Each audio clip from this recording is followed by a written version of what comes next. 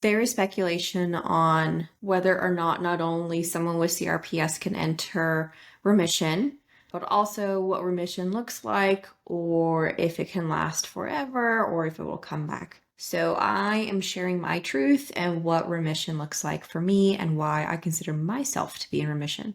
So remission for me means I am 100% symptom free.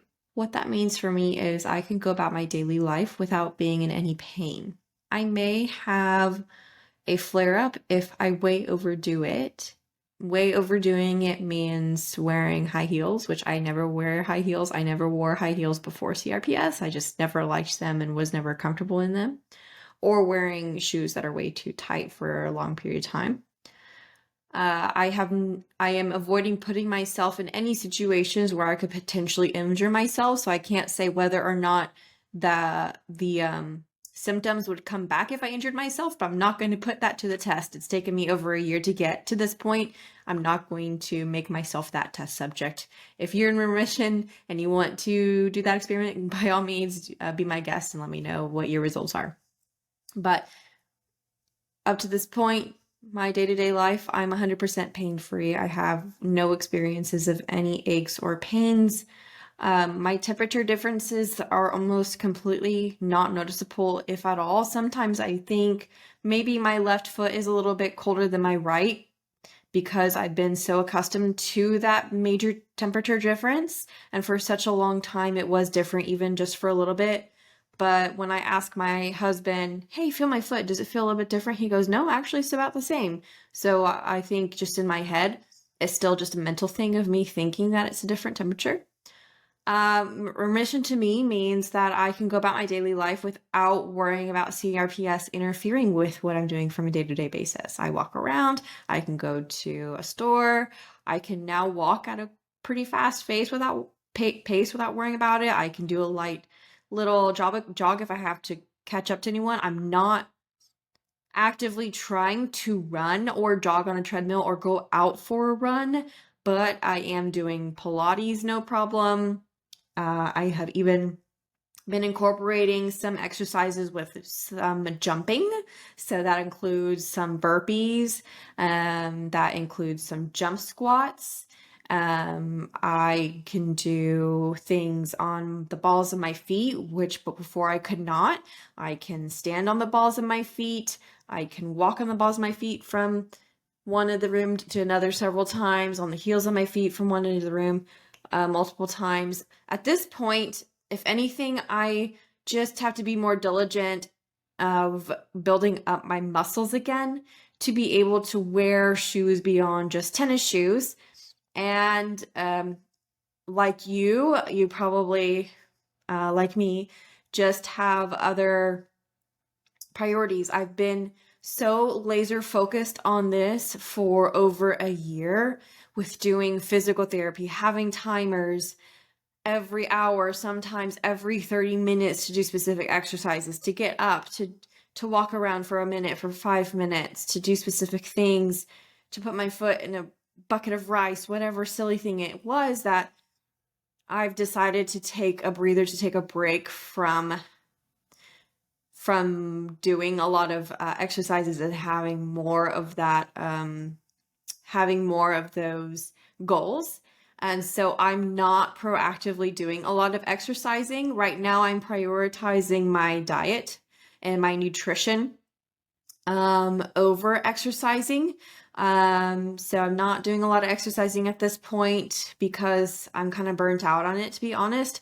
I was doing so much physical therapy, on top of that, so much Pilates to get to where I am today. And I'm closely monitoring it. If I feel that at any point I'm starting to experience symptoms again, then I know what my regimen is. I need to go back to physical therapy and possibly back to doing Pilates. Or part of my physical therapy was I was building up the amount of time and the speed that I can walk on the treadmill. I built up to walking 2 to 2.5 miles on the treadmill at a time at a pace of 3 or 2.7. And now I haven't been doing that anymore because I got burnt out. I would spend an hour, 2 hours in our bedroom that we've turned into a semi-home gym, So I'm kind of burnt out on just doing that every day and worrying about the physical therapy and the Pilates and the walking on the treadmill. I've taken a break. Instead of focusing more on my nutrition again and over my physical therapy and exercises. But as far as what remission looks like for me, I can go about my day-to-day basis with no problem. So last week we went to Six Flags Over Texas. Now, granted, we didn't walk the whole park. We have a 5-year-old who only goes to Boomtown, so I didn't put that to the limit of how much I can walk. But at home, I can walk on the treadmill no problem for 2.5 miles. I know it's different in that controlled environment versus outside with hills and uneven ground, but going to the Boomtown and going to some other places around the park throughout the day, we were there for 3.5 hours. That was no problem. And a month ago, I went to a conference and walked around the giant hotel back and forth, went to Vegas, walked long distances, no problem. So at this point, CRPS in no way has what I say, no control over me or control over my life. I don't think about it much anymore. I am dedicating this YouTube channel to spreading hope and ideas for other people who are struggling to find relief and remission from their own CRPS, trying to figure out what works for them for finding relief. So to recap, in case you either missed the previous videos I've recorded or you just want to recap, there hasn't been one specific thing I can point to being the answer of why I'm in remission. I've done a lot of work over the past year, and I can't say I have all the answers. Maybe this will change in 6 months, 1 year, 5 years from now. You can consider me a newbie, really, because I've only had this a year and a month, but it's a combination of a lot of supplements that I didn't just start taking a whole bunch at once. I gradually started taking supplements a little bit at a time, and I have a video on this YouTube channel explaining the supplements that I take. Working on my mental health, working on a slower paced lifestyle, working on brain exercises, which thankfully I no longer have to do or do anymore, but I will if I need to again. With the help of the app called Curable, working on the physical therapy. But the biggest thing that helped me in my trajectory is I'm super thankful I was a responder to sympathetic nerve blocks. I've had, I believe, what is it now? 6 done on my left side and 2 done on my right. And at this point, it's been several months since my last one, and I don't anticipate needing another nerve block, but we'll see. I'm trying really hard to wean off of Cymbalta. The only reason I'm still taking it, which I'm taking the lowest dose possible, at least that's what my doctor said, my pain management specialist said I'm on the lowest dose. I've been only taking it every other day simply because I get a headache if I don't take it, not because I'm taking it because of my CRPS, just because of the withdrawal. Now, with that said, I've decided, I've been taking it every other day for so long, I've decided to try to just stop taking it. Today is day 4 without taking it. Today is the first day I haven't experienced a headache. I've decided to try to power through. It's just been sporadic headache in my ear, pulsing in my ear. And so that's how I know that's not just a regular headache. That's a headache related to the withdrawal. So hopefully I'm on day 4. No symptoms so far. Usually if I get a headache, because when I was taking it every other day, on day 2, if I were late to taking it, it was around 4 p.m., 5 p.m., I would experience symptoms. So hopefully if by the end of the day today I don't have symptoms, then I'm in the clear. I'm just trying to power through now that it's been more sporadic now. Because if not, then I may need to figure out another way to lessen my own dosage, basically. So the nerve blocks plus a physical therapist really helped me, who I have interviewed on this channel, Kevin. And then I saw another physical therapist after I moved, and I just had my last session with him. I decided, I think I'm good. I went all the way up to level 16. Now, granted, level 16 was really hard, and I will say some of the exercises did prompt a little bit of aching because they were so challenging. They were really challenging in balancing and wobbling, and I could still do some of it, but after so many reps, it was like, okay, I gotta stop.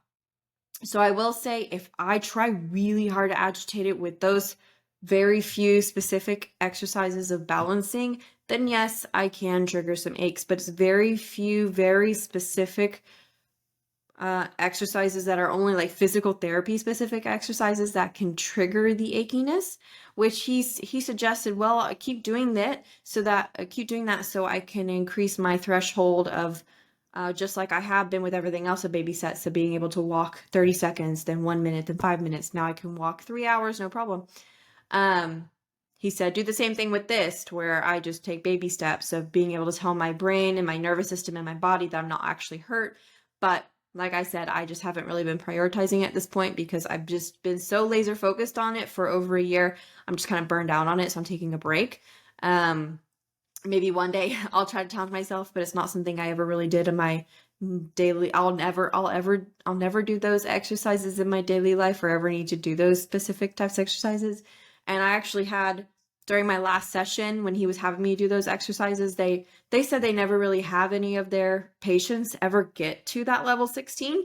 And a couple of the physical therapists were trying to do it with me, and they were struggling to do it too. They're like, oh wow, this is really hard. So it's not just me, it's just they were really hard exercises in general. So that, along with I did scrambler therapy as an experimental treatment as well. Getting that slower paced lifestyle really helped, and just my mental health and wellness have been a big contributor as well. So that's the short answer of why I consider myself in remission. And my hope is that anyone watching this can find hope that they will be able to continue to try new things and continue to hopefully find the answer that will help them get to where they are. But there wasn't one thing that's got me to where I am today. It was a combination of this helped a little bit, then this helped a little bit, then this helped a little bit, then this helped a little bit.